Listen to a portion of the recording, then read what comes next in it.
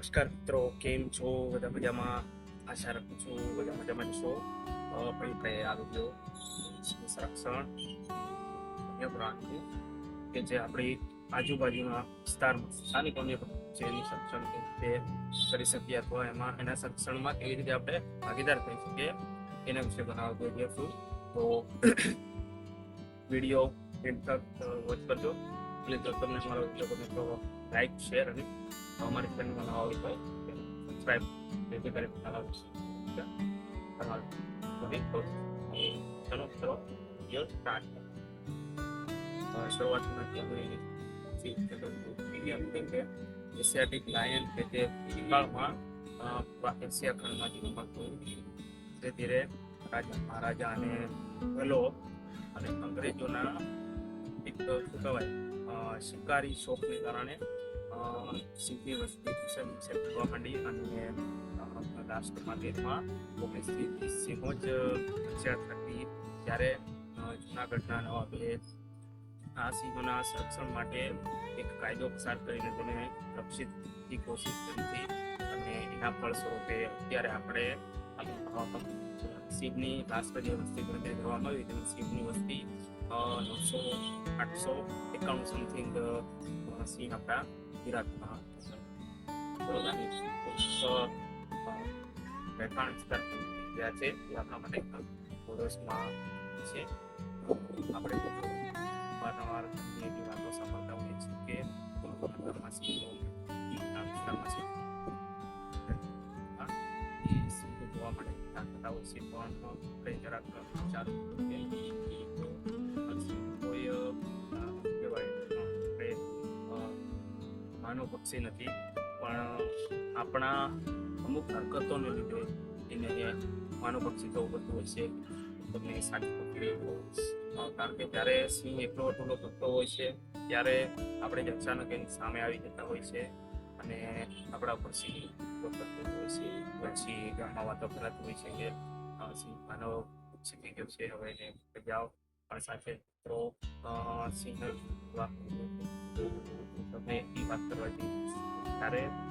સિંહ અને માણસનું આમને સામને જાય તો આપણે લાપરવાહી કરીને સિંહ અને માણસનું જે રક્ષણ છે એ ઘટાડી શકાય અને સિંહ અને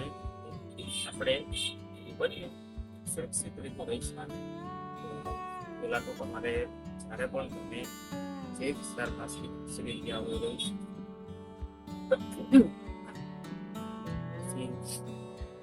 પોતાના જે વિસ્તારમાં રહેતા હોય છે તે વિસ્તારમાં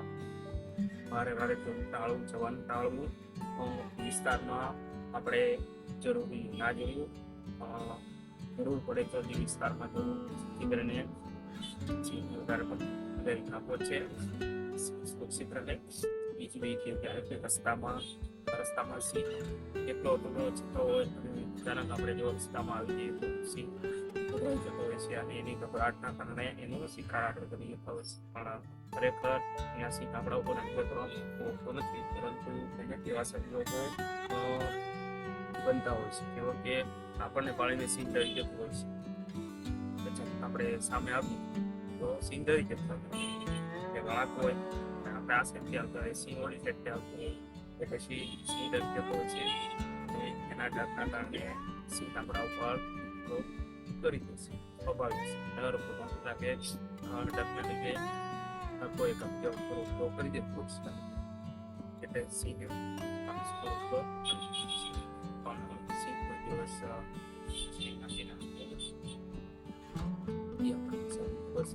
અને સિંહ તો આપણો મિત્ર પ્રાણી છે.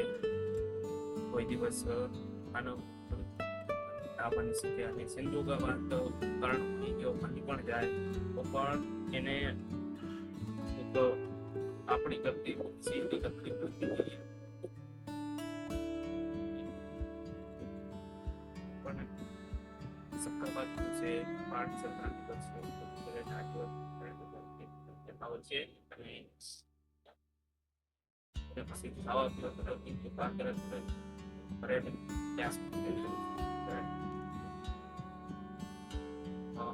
ત્યારે પણ આપણા ગામમાં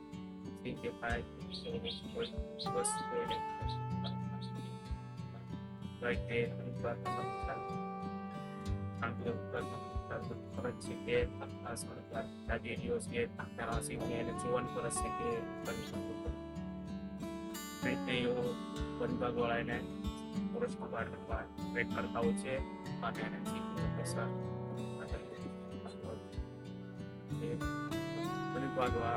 વિભાગના કર્મચારી સહયોગ આપવો જોઈએ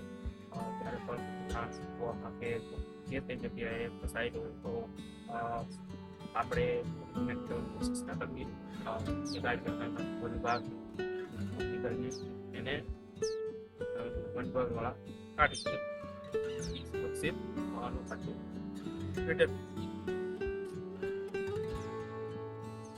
અને બીજી જ કહેવાનું કે જ્યારે પણ તમે રસ્તામાં ત્યાં ઝંડે કરતા હોય તો એની સાથે લાકડી રાખો તો જ રાખો તમે મિત્રો સાથે ગ્રુપમાં જાઓ તો કે તત્વો ધ્યાન આપો તેઓ વિસ્તાર ત્યાં સિંહ વગેરે રહેવાનું કોઈ ચાન્સ તમને ખબર કે આ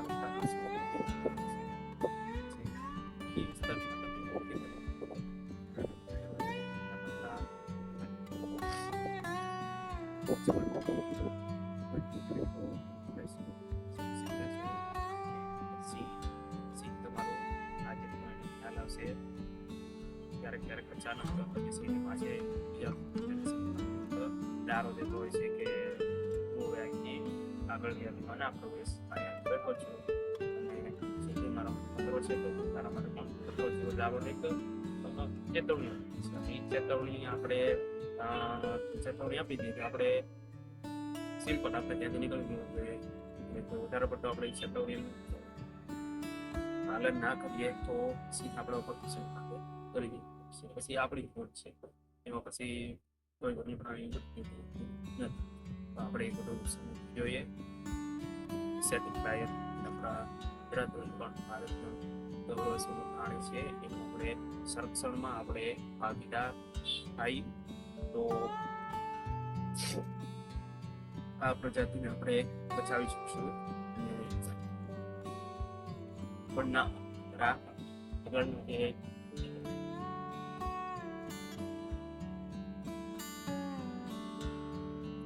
આપણા જે આગળની પેઢી છે એના માટે આપણે આ એક બિલાડી પ્રાણીને સાચવી શકીશું બાકી તો તમારે વાત તમે આપણે ફરવાની કરી દીધી છે આપણે આપણી પાસે જે પ્રાણી છે આપણે સંરક્ષણમાં ભાગીદાર ત્યાં પગલાં લેવા કે આપણે સંરક્ષણ કરી શકીએ બાકી તમે લોકો જાણો છો તમારા ગામના આજુબાજુ સિંહ વસવાટ કરતા હોય છે એટલે તમને વધારે પડતો અનુભવ હોય છે કે સિંહ અને રોડ પર ક્યારેક થશે રોડ પર એક્સિડન્ટમાં પણ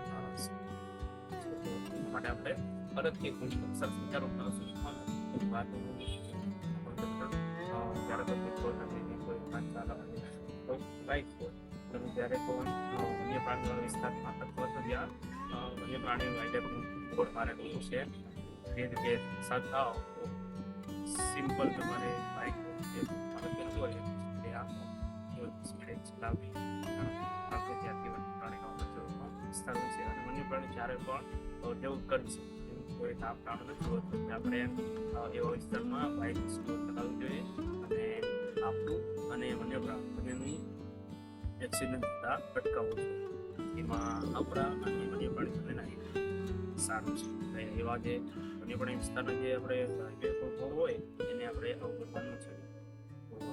એટલે